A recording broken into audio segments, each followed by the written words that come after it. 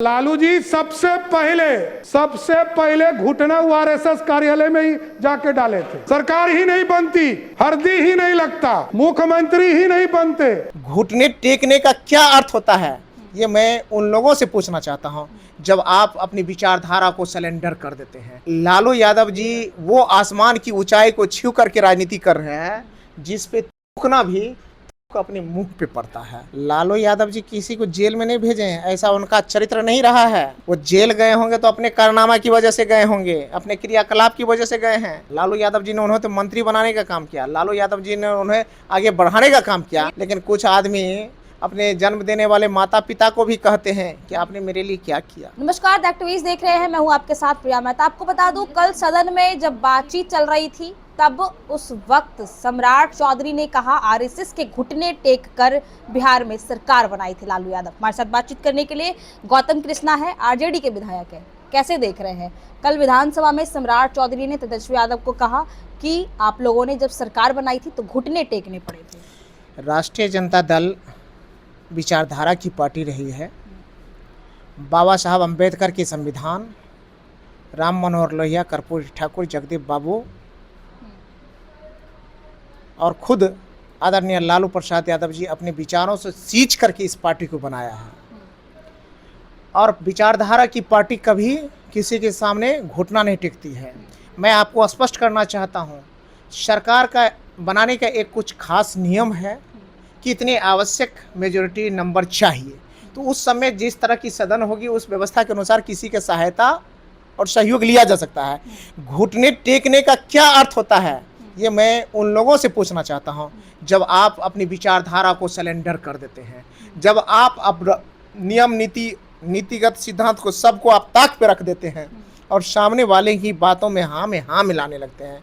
अपने कमज़ोर वंचितों की आवाज़ जिसको लेकर के आप आगे बढ़े हैं, पार्टी खड़े किए हैं, जीते हैं, उन चीज़ों को छोड़ देते हैं और सामने ही वाले की बातों के अनुसार चलने लगते हैं, उसको कहते हैं घुटना टेक देना। लेकिन अगर घुटने लालू यादव जी टेके होते तो इन्हें जेल जाने की ज़रूरत नहीं पड़ती। आज इस तरह से कुछ लोग मलाई खा रहे हैं और लालू यादव जी इस उम्र में भी ईडी सीबीआई के दफ्तर का चक्कर लगा रहे हैं, इसलिए कि उन्होंने अपने विचारधारा पे कोई समझौता नहीं किया, आरएसएस से कोई समझौता नहीं किया, बीजेपी से कोई समझौता नहीं किया। अगर समझौता किए होते तो उनके साथ बैठ करके आज मलाई खा रहे होते।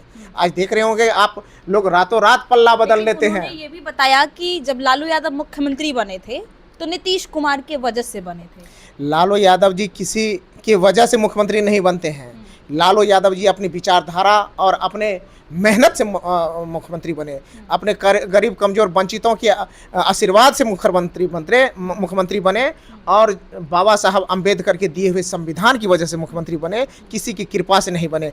आज बने होते तो आज लालू यादव जी जब से सत्ता में आए, राजनीति में आए, आज देख लीजिए बिहार का इतिहास, और बिहार का इतिहास नहीं पूरे देश का इतिहास देख लीजिए कि राजनीति का एक ही वसूल बन गया है।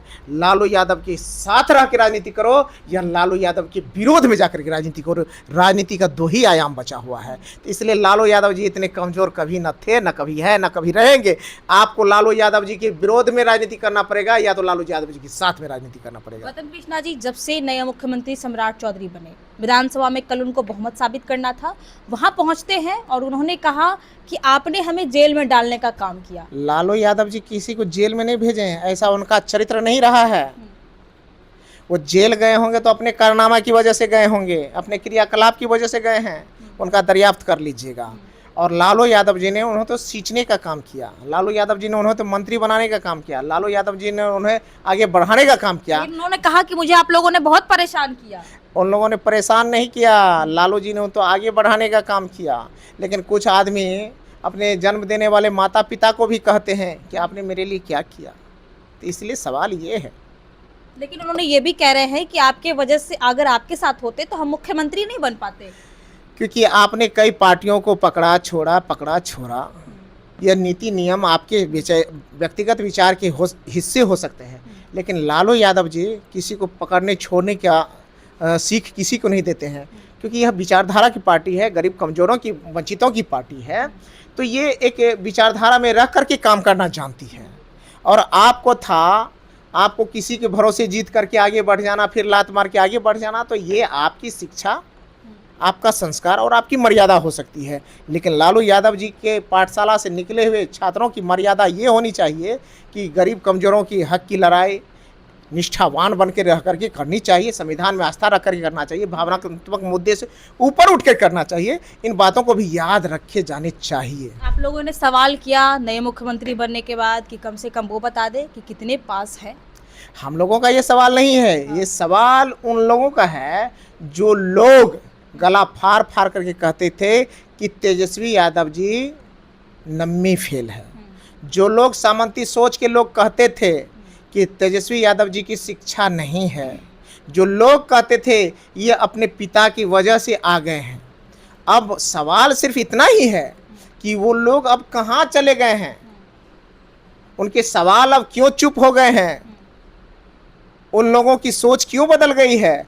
आज क्यों नहीं जाकर के सम्राट चौधरी जी से पूछते हैं, सम्राट चौधरी जी आप कितने पास हैं, आपकी डिग्रियां कहाँ की है, आप किनके बेटा हैं, आप पे परिवारवाद है या नहीं है।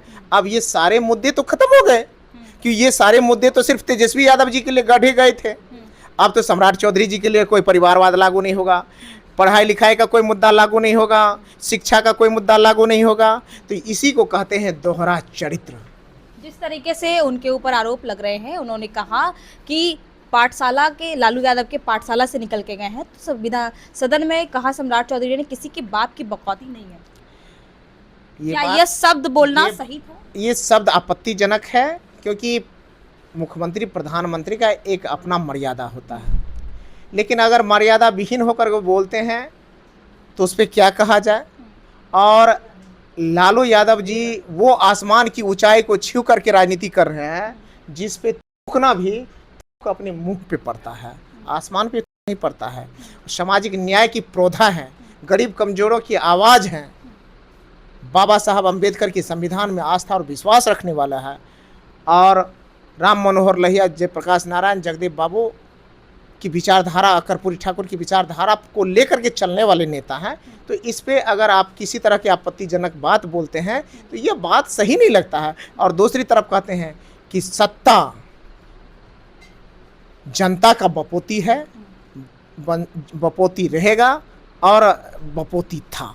ये किसी की बपोती हो ना हो, लेकिन जनता की बपोती है, और जो जनता की बपोती है उस पद को प्राप्त करने वाले को इतने अकड़ने की भी जरूरत नहीं है। चलिए, तो हमारे साथ बातचीत करने के लिए गौतम कृष्णा, आरजेडी के विधायक, इन्होंने साफ तौर पे कहा, जिस तरीके से बिहार के मुख्यमंत्री, नए मुख्यमंत्री पर सवाल उठ रहे थे कि कितने पास हैं, सर्टिफिकेट दिखा दे, लेकिन इन्होंने कहा कि ये सवाल इसलिए उठ रहे थे क्योंकि तेजस्वी यादव पे सवाल इन्होंने खड़ा किया था। बहरहाल इस तमाम खबरों के लिए बने रहें द एक्टिविस्ट के साथ। प्रिया मेहता की रिपोर्ट पटना से।